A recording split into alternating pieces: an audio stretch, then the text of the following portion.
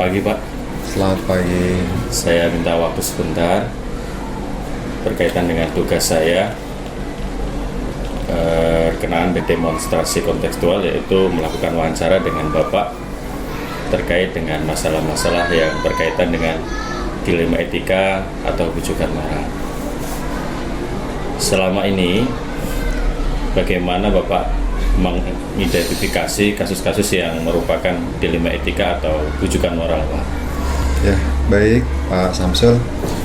Terkait pertanyaan yang Bapak ajukan di sekolah SD 5 Sidorejo pada khususnya, saya selaku pimpinan dapat mengidentifikasi munculnya permasalahan itu manakala materi permasalahannya itu misalkan berkaitan dengan kebenaran dan juga kesetiaan. Kemudian juga bisa berkaitan dengan keadilan dan juga belas kasihan gitu ya, atau juga permasalahan itu mungkin menyangkut kepentingan seseorang atau kepentingan orang banyak gitu ya.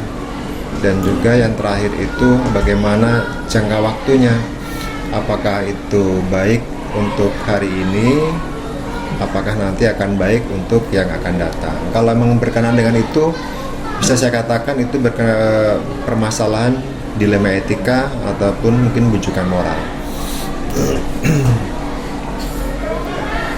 Selama ini bagaimana Bapak menjalankan pengambilan keputusan di sekolah Bapak, terutama untuk kasus-kasus di mana ada dua kepentingan yang sama-sama benar atau sama-sama mengundang nilai kebajikan? Iya. Saya contohkan begini saja, misalkan saya dihadapkan suatu permasalahan gitu ya, pada guru-guru gitu ya, pada guru-guru yang ada di sekolah. Di satu sisi misalkan berkenaan dengan sebuah kinerja, ya kinerja. Seperti biasa di akhir tahun itu kan kita ada penilaian SKP kan gitu, untuk bagi para guru kinerjanya seperti apa gitu. Ya. Kalau melihat kinerjanya mungkin kita bisa tuliskan bagaimana sesuai fakta gitu, realitanya. Tetapi andai kata emang saya tuliskan sesuai dengan fakta, khawatirnya nanti tidak bisa naik pangkat gitu ya, atau mungkin juga terhambat karirnya gitu ya. Nah, itu kan suatu dilema gitu. Tetapi bagi saya, apabila mengambil keputusan seperti itu kan itu berkaitan dengan kebenaran dan keadilan dan juga kebelas kasihan. Maka saya sampaikan kepada guru-guru gitu lah, bagaimanapun kita ada risikonya gitu ya, apa yang kita kerjakan. Ya saya tetap tunduk kepada suatu keadilan. Yang memang kinerjanya bagus ya saya katakan bagus gitu. Yang kinerjanya tidak bagus ya saya bilang tidak bagus, walaupun sebetulnya kasihan, mungkin karirnya akan terhambat. Itu adalah salah satu contoh gitu. Jadi saya akan pilih yang keadilan. Kemudian kalau berkenaan dengan kebenaran dan juga kesetiaan gitu, walaupun toh mungkin harus setia, tapi kalau nggak benar saya juga nggak setuju. Saya tetap memprioritaskan kepada guru-guru supaya bagaimana menegakkan kebenaran. Bisa juga apabila mungkin ada satu kasus gini, usulan gitu ya, yang sebetulnya bagus gitu untuk saat ini. Ya, untuk saat ini bagus, misalkan menggunakan kalau pagi masker gitu ya pada masa pandemi gitu. Kenapa? Karena sesuatu hal gitu. Tapi dengan menggunakan masker suaranya dia tidak jelas gitu ya, atau mungkin juga ya sebetulnya menjaga perasaan juga, tapi karena mengajarnya sehingga berakibat pada anak-anak dan sekarang memang tidak masa pandemi, ya saya katakan untuk jangka panjangnya maka sekarang boleh tidak menggunakan masker kalau memang sehat badannya kan. Ya seperti itulah. Terus langkah-langkah atau prosedur seperti apa yang biasa Bapak lakukan selama ini? Langkah-langkah memang sih tidak murni ya apa itu dari saya pribadi gitu. tetap saya, yang pertama adalah langkah pertama saya dalami dulu ya permasalahan dilema itu gitu ya, saya dalami, saya timbang-timbang dulu ya, saya pelajari, kemudian juga ya saya musyawarahkan gitu ya dengan kira-kira yang bisa berikan masukan gitu, dan sesegera mungkin saya berikan keputusan itu, tidak saya biarkan berlarut-larut gitu. Itulah mungkin langkah-langkah saya. Jadi sesegera mungkin, kemudian saya pelajari lebih mendalam, kemudian juga mungkin kalau ada yang perlu saya tanyakan ya akan saya mintai seseorang atau mungkin siapa yang bisa memberikan masukan. Baik. Terus begini Pak, kalau hal-hal apa saja Pak misal yang Bapak anggap efektif dalam mengambil keputusan ini pada kasus-kasus yang pernah terjadi di sekolah kita ini? Iya. Yang paling efektif sebetulnya kalau emang terjadi dilema seperti itu, ini menurut saya ya, menurut saya ya jangan dibiarkan berlarut-larut dan jangan dibiarkan menjadi konsumsi publik.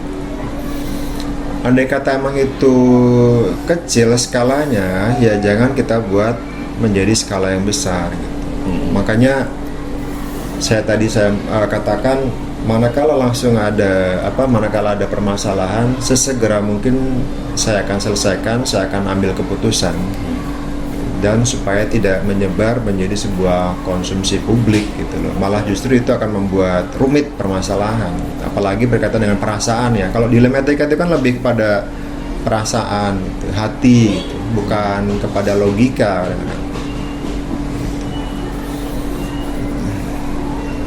Iya Pak. Kemudian dalam mengambil keputusan itu tentu ada tantangan Pak ya. Bagaimana Bapak menyikapi tentang kasus tersebut dan tantangan yang terjadi dalam memutuskan hal tersebut? Ini pasti kalau tantangan itu ya, sebetulnya kalau masalah intervensi itu tidak ada sebetulnya. Tapi kembali kepada kadang-kadang falsafah orang Jawa ya, serba pekewo gitu. Nah itulah tantangannya. Kita lebih kepada mementingkan perasaan tidak enak gitu. Entah itu kepada guru ya sebagai bawahan atau mungkin kepada atasan kita gitu. Ya, itu yang mempengaruhi kita dalam pengambilan keputusan gitu. Ya, sehingga menjaga sebuah prinsip itu yang agak sulit, membuat sebuah prinsip sehingga kita harus membela sebuah keadilan, kebenaran, membela orang banyak gitu ya, yang kemudian supaya menjadi kebajikan dalam jangka panjang gitu. Apalagi yang kedua, bisa saja yang mengalami permasalahan itu adalah keluarga dekat misalnya. Ya.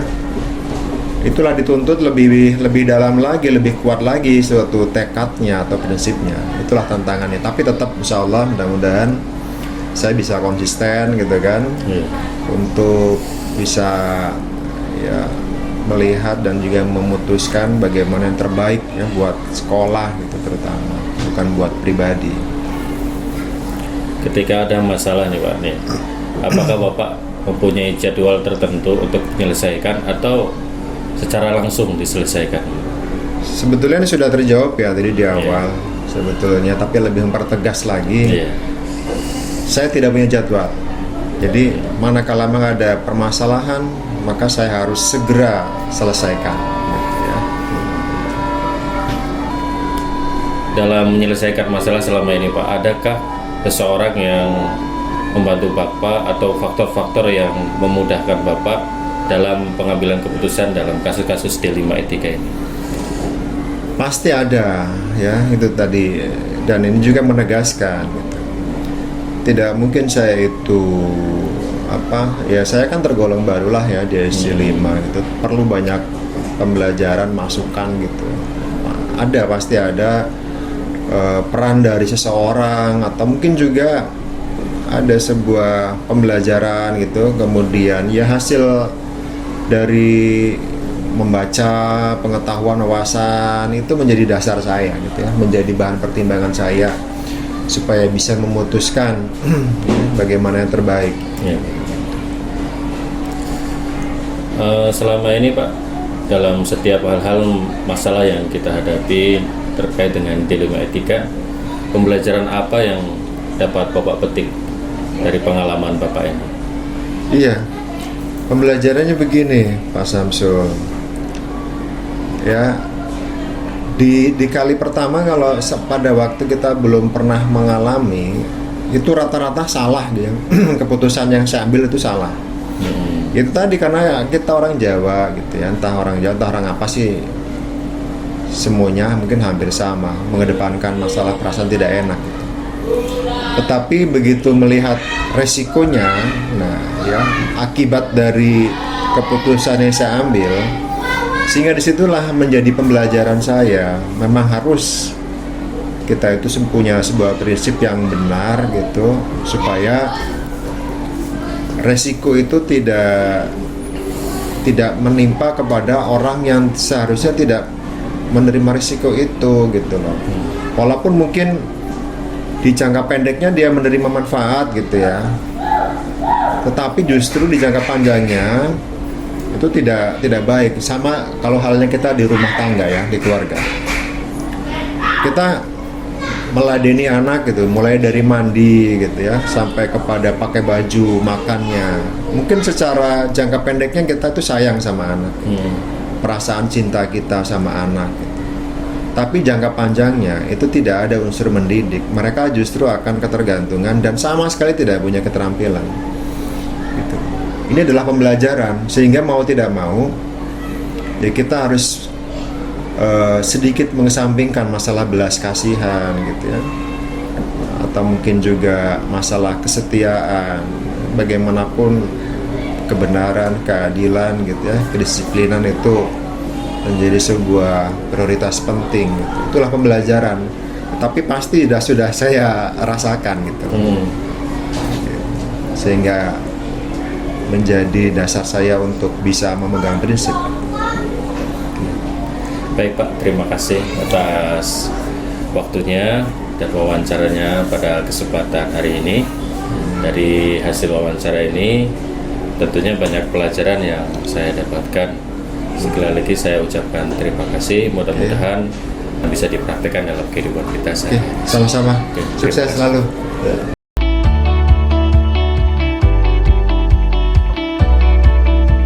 Assalamualaikum Pak Talimah. Waalaikumsalam warahmatullahi wabarakatuh. Selamat datang Pak Budi. Gimana kabarnya? Ya, sehat. Bapak gimana? Alhamdulillah sehat Pak. Hari Ada yang bisa ini, saya bantu, Pak? iya Pak, saya mau meminta waktu Bapak sebentar. Saya ingin berbincang-bincang tentang dilema etika dan rujukan moral. Selama ini bagaimana Bapak mengidentifikasi kasus-kasus yang merupakan dilema etika atau rujukan moral, Pak? Berkaitan dengan dilema etika dan rujukan moral, kalau di SD Negeri 2 Suwa, ya alhamdulillah tidak ada masalah sebenarnya.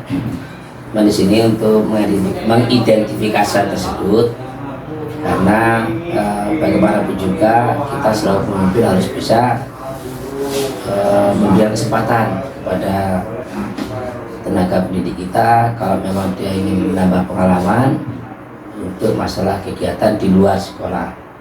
Namun demikian, untuk masalah hal tersebut saya coba bekerja sama dengan pihak lain. Misalnya ada pada waktu itu salah satu guru kita menemui saya untuk mohon izin menjadi petugas sensus penduduk tahun 2022 di Desa Suwa. Itu yang pertama. Yang kedua, tak lama kemudian ada juga satu guru mata pelajaran agama Islam yang mohon izin pada saya juga untuk menjadi salah satu anggota panitia pengawas lapangan berkaitan dengan pemilihan tahun 2024 di Kecamatan Sidemulyo khususnya untuk Desa Suwa. Itu sementara yang dapat kami sampaikan kepada beberapa teman guru di SD Negeri 2 Suwa. Terus bagaimana Pak selama ini Bapak menjalankan pengambilan keputusan di sekolah Bapak terutama untuk kasus-kasus di mana ada dua kepentingan yang sama, Ya, betul. sama-sama benar atau Ya. sama-sama mengandung nilai kebajikan. Betul. Bagaimanapun juga kita selaku pemimpin harus bisa memberikan sesuatu yang terbaik baik untuk sekolah maupun untuk mereka berdua. Pertama, saya selaku pemimpin saya panggil terlebih dahulu mereka berdua. Ya, yang pertama karena yang lebih awal tuh mohon izin itu adalah Ibu Mialita selaku guru kelas 4 untuk menjadi petugas sensus penduduk di Desa Suak. Kami sudah panggil. Yang saya tanyakan terlebih dahulu itu mengenai waktu dia bekerja, kapan. Dia menjawab bahwa pekerjaan ini Pak bisa dilaksanakan di luar jam mengajar, artinya di siang hari atau malam hari. Dan sebab itu saya izinkan, saya izinkan. Kemudian yang kedua, Ibu Binti Rohara ini karena dia mendaftar menjadi calon anggota panitia pengawas pemilu di Desa Suak. Ya kan pun seperti itu. Kalau memang bisa diatur waktunya monggo silakan. Yang penting tidak merugikan sekolah maupun anak didik kita. Itu yang pertama saya sampaikan. Terkait dengan langkah-langkah Bapak ini, ada nggak prosedur seperti apa yang bisa Bapak lakukan untuk selama ini Pak untuk masalah tersebut? Saya coba prosedur saya sampaikan ke mereka adalah yang tadi. Kalau di awal prosedur pertama saya panggil, kemudian kira-kira apa ya plus minusnya lah untuk ibu guru kita yang diberikan tanggung jawab oleh desa maupun oleh pihak Panwas dari masalah pembinaan tersebut. Pertama saya panggil mereka. Kemudian kedua saya coba memberikan, karena mereka juga bisa menerima apabila pihak sekolah meminta surat izin. Nah itu sehingga akan berikan surat izin untuk mengikuti kegiatan tersebut. Seperti itu Pak. Iya Pak. Terus hal-hal apa saja Pak yang selama ini Bapak anggap efektif dalam pengambilan keputusan pada kasus-kasus di 5 etika ini? Yang bisa kita anggap selaku yang sangat efektif adalah ketika mereka berdua bisa mengatur waktu. Ya, waktu itu artinya kalau misalnya pekerjaan dia apabila memang harus dikerjakan di pagi hari, kalau yang pertama tadi karena guru kelas, ya, paling tidak harus tetap datang ke sekolah, kemudian beliau memberikan tugas kepada anak didik, kemudian setelah itu izin, kemudian menitipkan tugas itu kepada guru yang lain. Itu yang pertama. Kemudian yang kedua, untuk yang di pengawasan, karena pengawasan itu kan siang hari, dan kebetulan itu ada guru mata pelajaran agama, jadi itu tidak ada masalah, karena masalah yang dilakukan hanya pada siang hari. Namun kalau misalnya terjadi benturan pada waktu pagi hari, ya sama halnya. Kalau pas ada jam mengajar guru agama atau pelajaran agama, ya seperti itu, berikan tugas, kemudian kepada guru kelasnya yang guru mata pelajaran agama. Terus selama ini Pak, kalau Bapak mengambil keputusan berkaitan dengan dilema etika, ini tantangannya apa aja Pak, kira-kira tantangannya? Tantangan yang pertama adalah ya di awal sudah saya sampaikan, ketika kita akan memberikan suatu keputusan, ya, plus minusnya ada.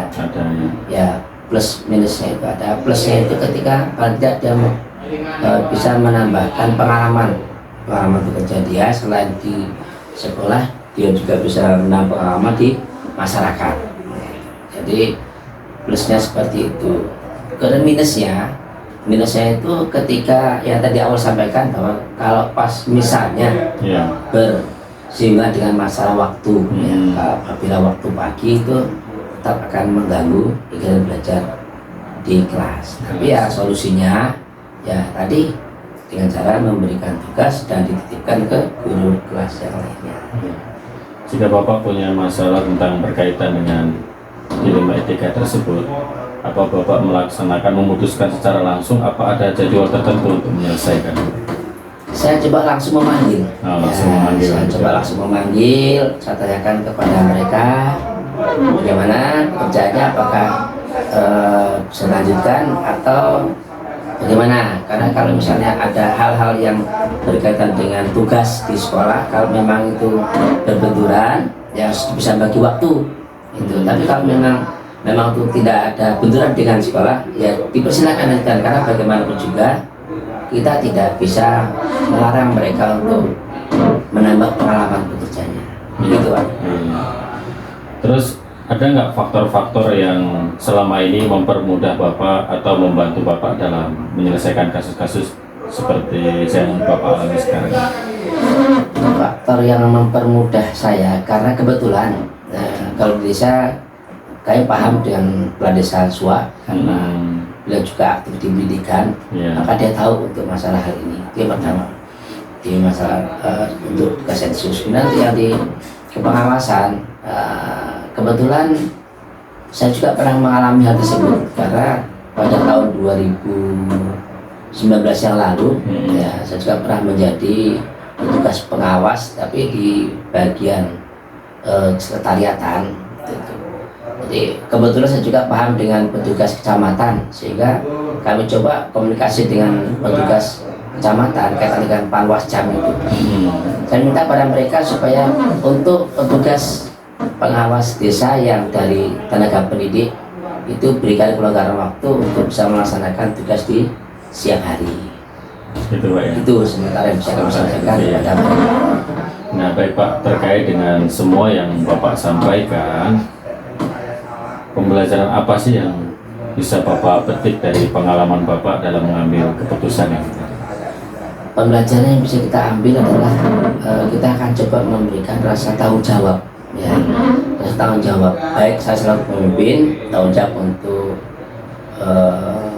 masalah apa yang saya pimpin. Yang kedua tanggung jawab mereka selaku guru, sehingga apa yang dia emban selaku tugas dia sebagai kewajiban di sekolah dia bisa melaksanakan.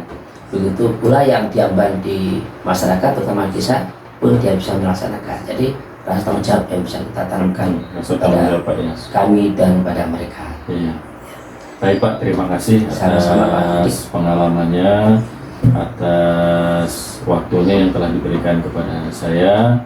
Mudah-mudahan pengalaman Bapak dapat saya terapkan dalam kehidupan saya sehari-hari atau dalam nantinya kita sama-sama bertugas sebagai seorang guru ataupun kepala sekolah. Sangat bermanfaat sekali tentunya buat diri saya. Terima kasih, mudah-mudahan kita sukses sama-sama. Amin. Masih Pak, mohon maaf. Siap, lanjutkan.